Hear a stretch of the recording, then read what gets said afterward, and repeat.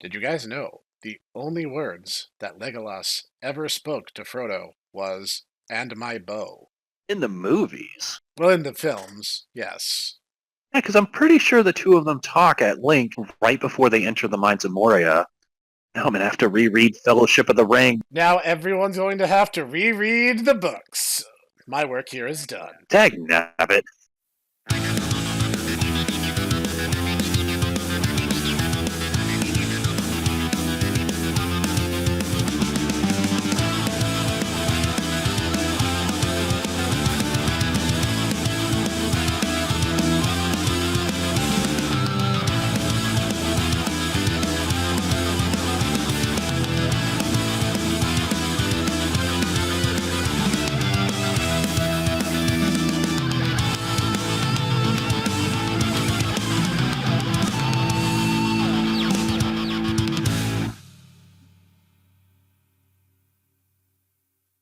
So, hello, salutations, ladies and gentlemen. How are you doing? Hopefully, you had a good week. My week was all right. I made some like weapons grade pepper chicken yesterday. That was fun. Yeah, I was doing a saute experiment, and I just kept adding pepper and pepper and pepper, and then I actually like tasted it once it was done. I'm like, oh my god!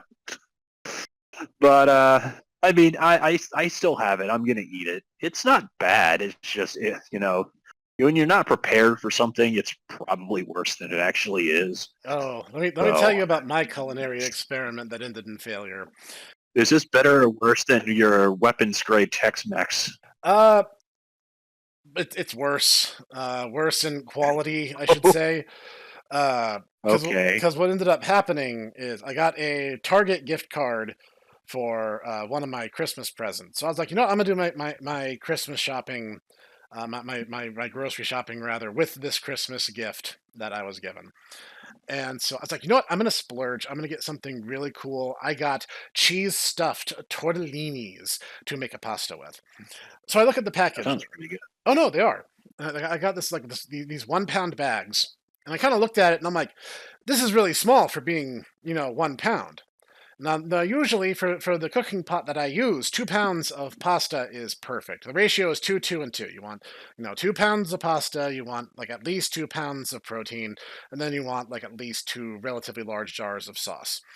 But I'm like, these are like kind of small. Like it doesn't actually have all that much volume to it because they're stuffed pastas. So I'm like, what? Obviously the problem is they're just like really dense, but they're small.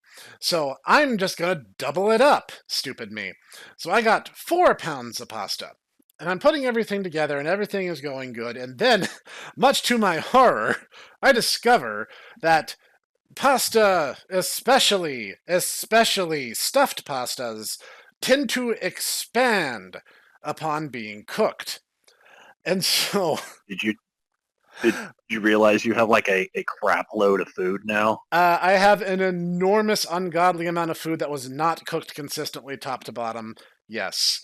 And I am Oh, going to be eating these leftovers for my foreseeable future. pray for the professor. He needs it. It's good overall. I used a marinara sauce and I had these pork meatballs that are quite tasty. So overall, it's good. Just the noodles are a little inconsistent at times. So yeah, we'll see how many days it takes for me to go crazy and get bored with it and throw half of it out. Throwing away food is a crime, Snake. It's a crime against nature. It is. It is. I Looks f- looks like we're gonna have to just sacrifice your toes to Sapocli in order to, appease nature. I, It's not my fault. I, It's nature. Nature deems that those are the rules. I would, but I don't have feet. I'm a snack. What about your lower half then? You're not using That's that. that's not toes. That's half of me. That's like the bottom part of my neck. What about like your lower third then? That's my Quarter, tail. That's my tail. fifth, your fifth. You're not using it for much. Let's us inappropriately change gears. We're here to talk about some internet discourse in the fandom and nerd space. So let's dive into that. Yeah, I don't know if it would really count as that.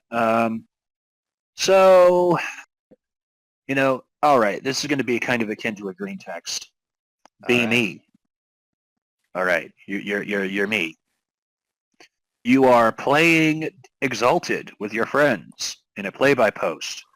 And after, while basically placing plot hooks in front of them, like little, nuggets of a morsel, like your wily coyote, trying to lure them into a trap, you notice in your feed that there's a video of Nick Fuentes talking on Lord of the Rings.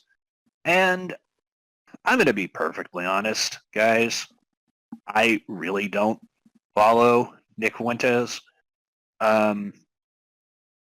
He just, well, first off, I didn't really know who he was for the longest time. And basically every single time I see him come up in just my timeline, he just strikes me as really, really just irritating. I don't know. Just some people are like that. I just am like, wow, you're kind of annoying. I'm not going to really interact with you. But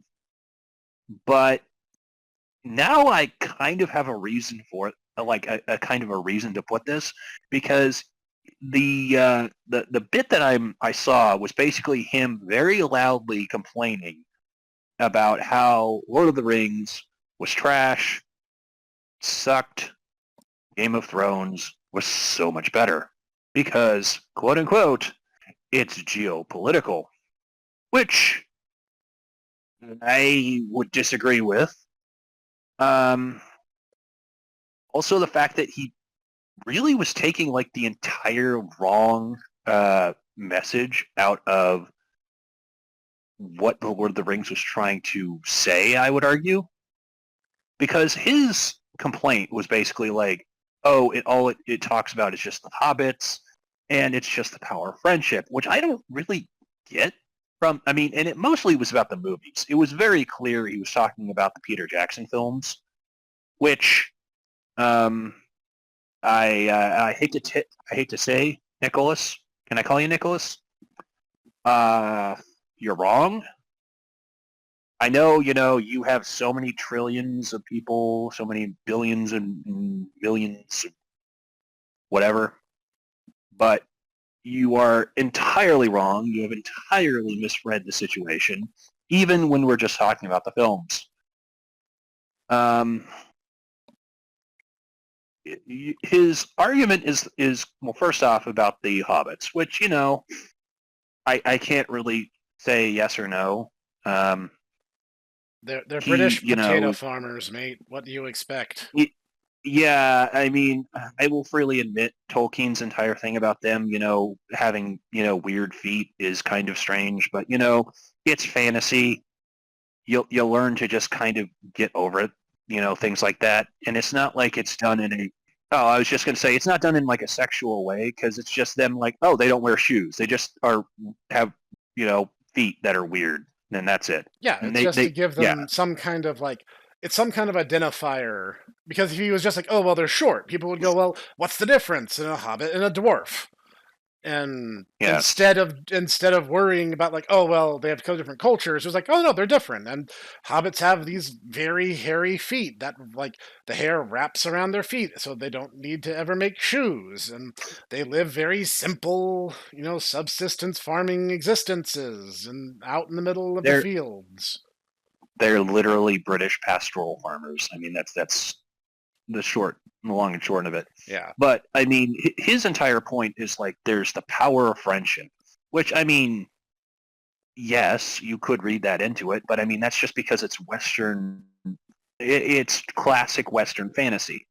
It is basically of the same ilk as Beowulf, of the matters of France and Britain. It's of great men doing great things. And more importantly, it's, the people not of noble birth, because the actual heroes are, the hobbits. They are very humble, who are great not because of any intrinsic value, but because of the choices they make, because of the fact that they're like, yes, we have this great burden. this great evil, and we are going to resolve this. And also something that, just looking over the comments, and I kind of am inclined to agree with this. I mean, the films don't really go into this, but the books definitely do. The entire overarching sense of providence, of divine, just the divine will, basically. If you're not familiar because you only watch the films, which, I mean, that's fine. They're good I think movies. you're missing out, though. Oh, they absolutely are. I have seen them many, many times. I could not even tell you how many times I've seen them. But you're kind of missing out because Tolkien's entire world is basically deeply, deeply Christian. And Extremely so, by his own admission, even. yes, and I mean, I'm gonna be perfectly honest with you, ladies and gentlemen. I am a tad biased in this regard. I am a Christian myself, I think they and have put it together. If my I comment mean, section is any indication, they kind of know where we stand on most things. yes, I know, but I feel like I need to come out and just be completely honest Right. and say yes, I am Christian, and so I think that it's interesting and it's good. And there is a certain level of there is a kind of the the calling of these very humble people to do a good work, and after this great ordeal they are rewarded, in that the ring bearer and his fellowship are allowed to go to the undying lands, literally like heaven, effectively. And you know what? I have to make one interjection here. Y'all on the internet. Y'all on the internet need to stop doing Samwise dirty. Okay? Samwise Gamgee is a good person and a good friend who was there Hmm. knowing full well that he was ostensibly powerless, but he wanted to help his friend at all costs. And all these people doing the, oh my god, they're gay. No, they're not. Samwise Gamgee went home with the newfound confidence that he gained in his journey, asked his childhood sweetheart to marry him, and they reared multiple children. According to the notes, at least a dozen. At They, least they a they dozen. Yes, they had many, many babbies, and there's a reason why he's called Samwise. It's because even though he's a simple farmer, he is incredibly wise. He is a very he might I hate the entire like it's a trope, it's a TV trope, low in high whiz, but I mean that is kind of the way he is. He might not be like classically schooled, but he is a very wise man. Yeah. Um, and I agree absolutely. I really honestly I feel like a lot of people nowadays have been so poisoned by social media that they cannot understand the entire concept of like friendship now. They can only understand things in terms of sexuality, which is really sad. You guys, when Um, you do that, you betray the fact that you don't have any friends. I'm just saying it. no, I agree. I agree. It's also the reason why, I mean, talking a couple of days ago that we did, the entire reason why I find it absolutely laughable why so many people are like, Ultraman is built on boy love, and it's like, no, it's not. No. Not And even they just show close. two men who are in similar in age being friends with each other, and they're like, this is boy love. It's like, have you never ever had a friend before? Have Yeah. you ever seen like two guys being friendly? I'm going to go out on a limb and say no, and I'm also going to have my first of what may be a couple hot takes this episode. Uh, of all the weird niches that inevitably form in all fandom groups, shippers are among the worst.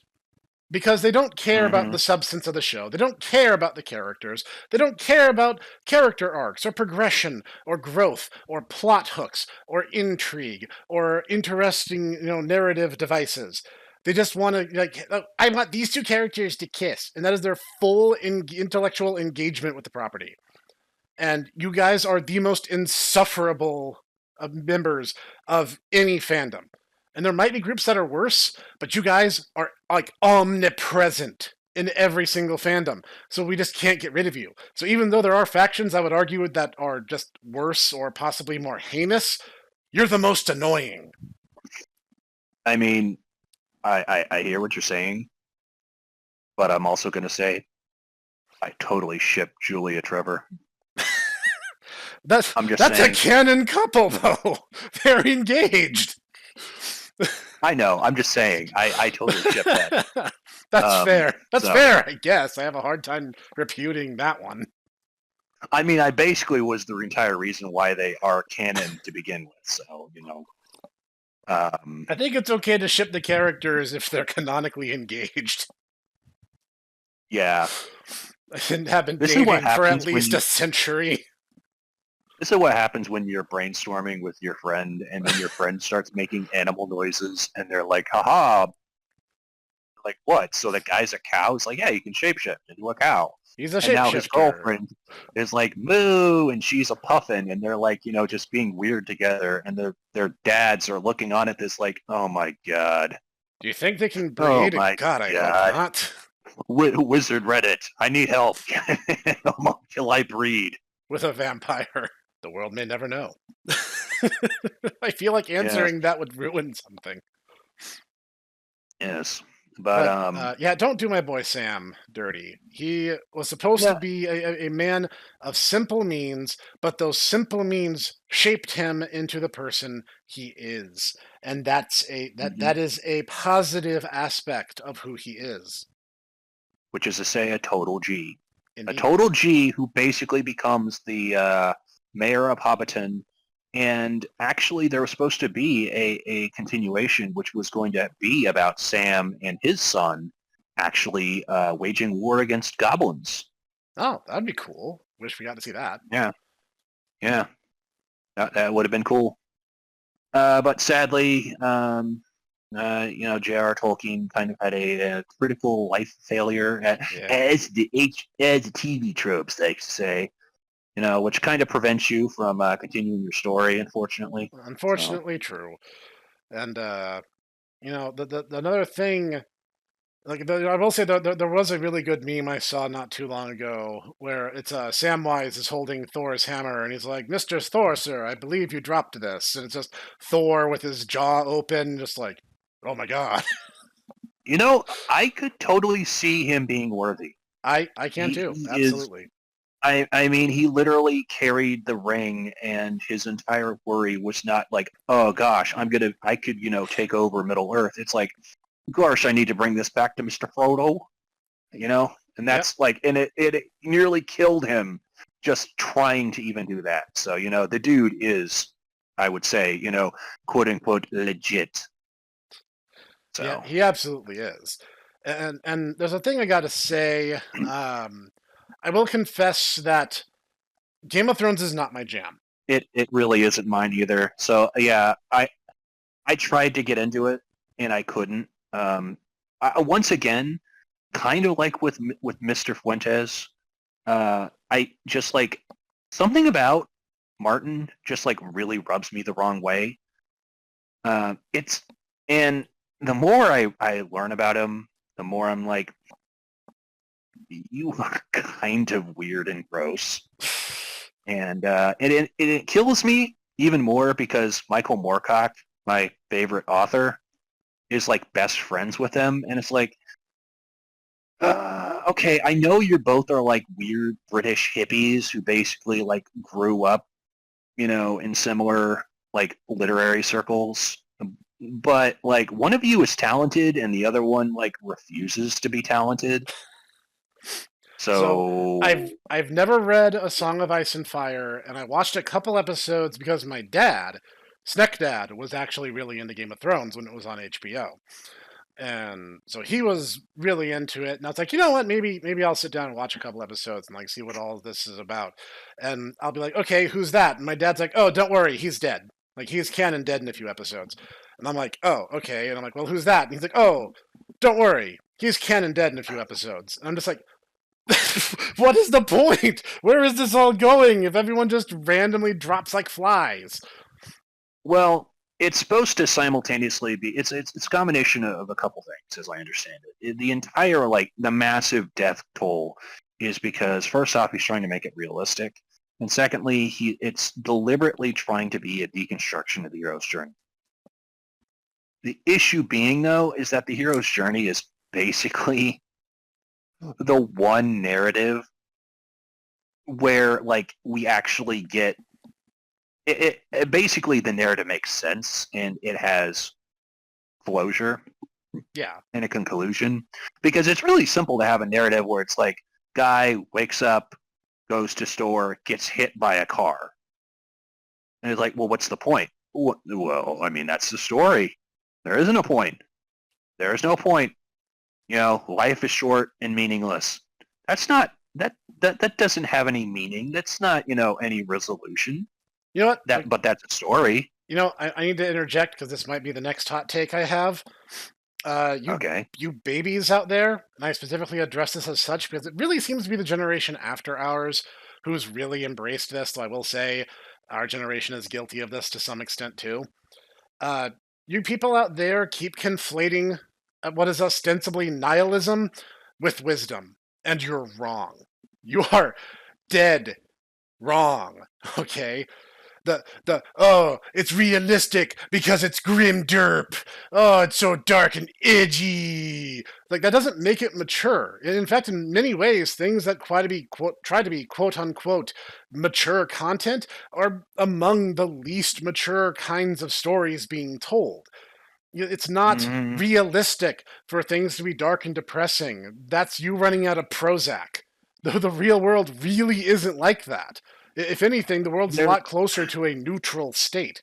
there's a reason why Warhammer is kind of viewed in most situations as like basically an adolescent power fantasy, because the fact that literally everything sucks and is dark and gritty and millions die for like no reason. It's supposed to be nihilistic. I mean, that's the point. And it's not deep and nuanced because of that. And I hate to say that because I actually really like Warhammer. But I mean, yeah, it's so I agree with you. Um, and it is kind of symptomatic, I would say, of kind of these basically people who don't really have that broad of a world understanding. Basically, like stepping out of like, you know, the children's section, basically going, oh my goodness, you can swear and curse and say the poop word and say, you know, the F word and, you know, look at naughty bits and, you know, kill people. And they don't really understand that, like, yes, you can do that, but it's not fulfilling. It just is violent and gross most days. Like, it's not that those Okay. things don't exist. I'm not pretending for an instant that everything is sunshine and rainbows and unicorn farts. Okay, I'm not pretending for an instant that's life. But at the same time, to argue the opposite, that everything is dark and grim and ultimately pointless, is not only doing a disservice, it's just outright lying. Mm-hmm. And so like this is where I think the Game of Thrones ties into something that I've talked about before, and I talked to this effect a little bit before we started recording. I call it the Dark Knight effect. And it's something that I noticed because, you know, I've worked office jobs. You know, people will hang around, we'll talk about like, oh, hey, did you see the most recent movie or the most recent TV series? And, you know, stuff comes up. And there's always been this attitude of like, huh, I'm a cool, mature guy, and I only watch cool, mature things. What? Superhero movies? That's dumb. Those are for like little toddler babies, not cool, mature dudes like me. And then the Dark Knight drops. Which I saw theatrically. It's not like I haven't seen the film. I saw it. It was a slog. I didn't really like it all that much. But then all of a sudden it's like, what? Of course I'm into superhero films. I saw The Dark Knight, which is dark and mature, like me. I'm all about, you know, cool in thing now, because now it's cool and mature, like me. And I'm like, this is such a farce. I don't even know how else to describe it. So ever since, I've referred to it as the Dark Knight effect. And it's this thing where people are like, oh no, it's an unambiguously optimistic story about the strength of human nature, and the good guys win and the bad guys lose. That must mean that it must be not cool and mature. So then Game of Thrones rolls around, and people are like, oh, it is dark and mature, like me. And I'm like, this is the most pathetic display I've ever seen. And people have sex and they die and it's super dark and mature and people have sex and die and there's no magic and there's no optimism. This is like the deepest and most nuanced and most impressive thing ever. There's no one in the history of humanity has ever died or had sex before. They say, desperately not trying to think about the fact that their mom and dad had sex in order to produce them. South Park, the fractured butthole intensifies. Actually, can I just say that real quick? It's like, in my estimation, the best thing Game of Thrones ever gave us was that season of South Park where they were just riffing on it mercilessly. And like Butters and Kenny go to George R. R. Martin's house to demand answers. And Butters is just No, like, all you do is just show guys wieners, and then nothing happens. It's like, it's not even like impressive guys. It's guys with small wieners, so people don't feel insecure about it. And I'm like, Butters, you are amazing. to be perfectly honest, that's probably the most I ever got out of it. I tried to watch a season myself, and like the entire thing, I was just like, okay, so it literally is just people dying and topless girls. And we're That's about supposed it. to be like emotionally invested in this because it's quote unquote mature. Yeah, okay. Yeah, just click your heels 3 times real quick, Dorothy. Maybe that'll come true. And I don't know, just also like the way that Martin interacts with his fans is like the definition of smug arsehole. Ugh, God, So, yes. And like yeah, the dude not is like so self assured that he has basically written solid gold, and yet like he's been sitting on hiatus for how long? And these books have been going on since how long? And there's still not an ending. but but you don't understand, Snoop. There's global fascism. I don't understand, where this fascism is coming from because my understanding is that the state of Italy has reorganized itself since Mussolini, and there hasn't been any mid-century Austrian painters, at least not to my knowledge. No, and that's So another thing is Martin and a lot of his peers are still going on and on about how much they hate Thatcher, and I'm like, you guys are aware she's been dead for a while, right? Like you guys know she's that? not even her party is not even in power. She's been dead. Where are you getting this hatred of Thatcher? The poor lady hasn't been doing anything for a while. Yeah, it's like you're still fixated on this, and yet like it seems like your stories are still being influenced by this irrational hatred of this deceased woman years after the fact. Now I know there's going to be at Mm-hmm. least one commenter who's like, "No, you don't understand. They enacted this policy." And it's like, dude, I don't care. For starters, I don't care. And two, she's dead. Let's call it even. Okay, Yeah, that's about how I feel about Jimmy yeah, Carter. Is like, you know what? He was a crappy president. He's dead now. Let's call it even. Just because they're dead doesn't mean I have to say nice things about them. Don't at me. Back to the useless spherical man known as George R. R. Martin and his apparent but just disdain for like anything. He doesn't really seem to like anything now that I stop to think about it. This man just seems to hate everything. yeah, and so I mean, honestly, I don't even know what to make of him. I wish we could get Cog, but Cog would probably try and defend him, just be like, "No, guys, you don't understand." And like, you're right. You probably don't understand. I But don't he know if he also, would, but he might defend the story. I mean, divorcing art and artists and all that. but I mean, honestly, I'm not even sure that it can be.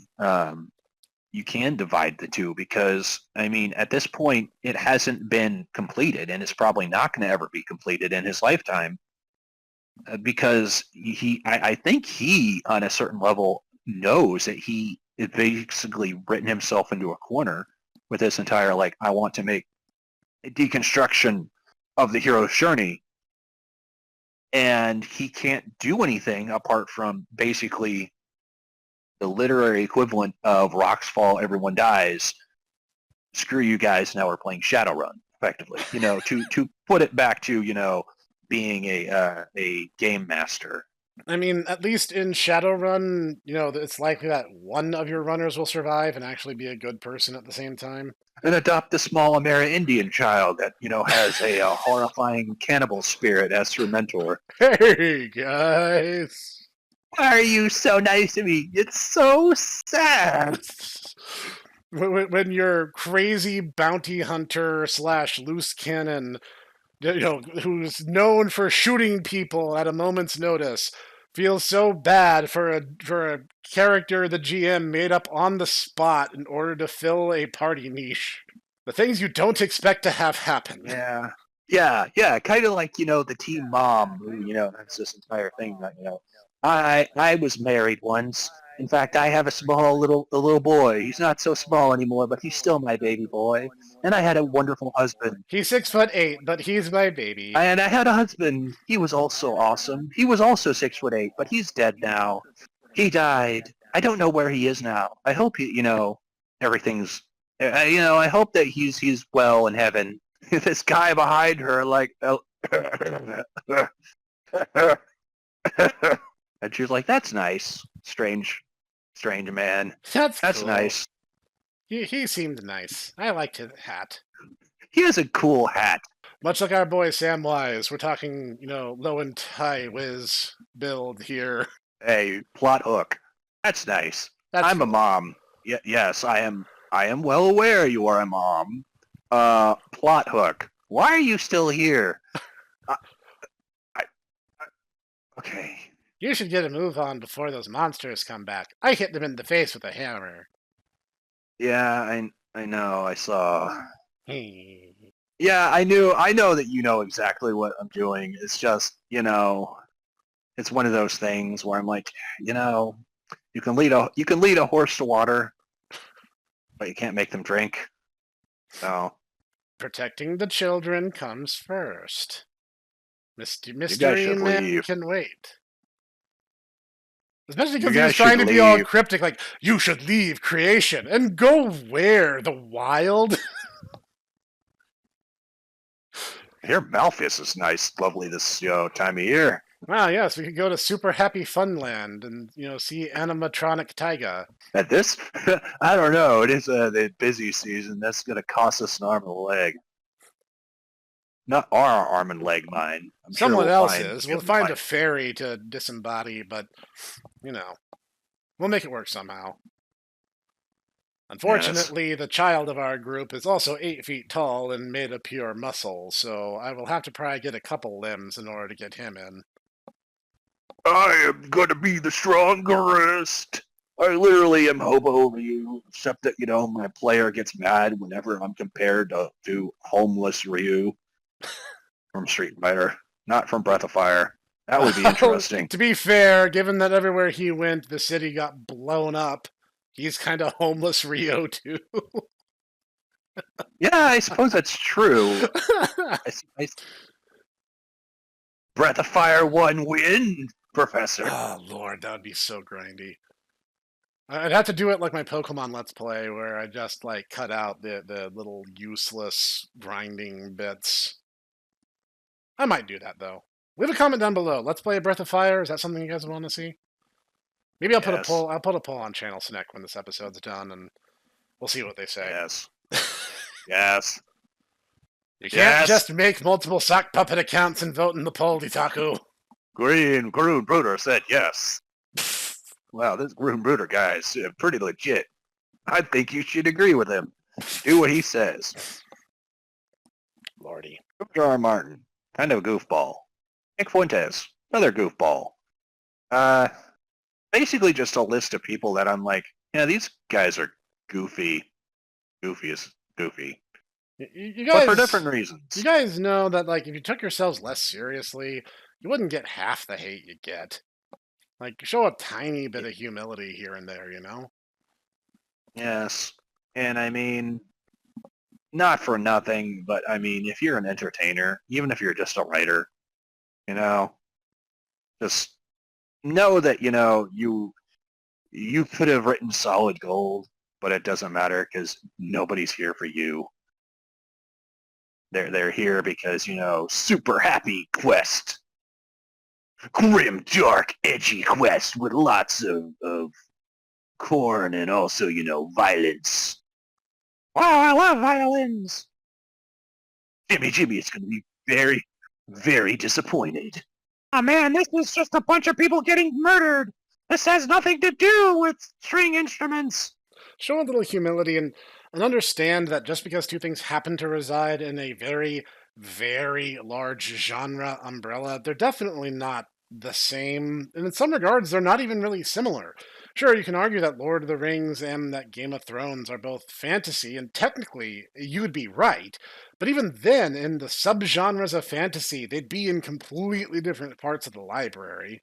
Yeah, but I mean, here's the thing. Do you really think that, Zoomer Nicholas J. Fuentes, I don't actually even know if his name is, J. Fuentes. That sounds right.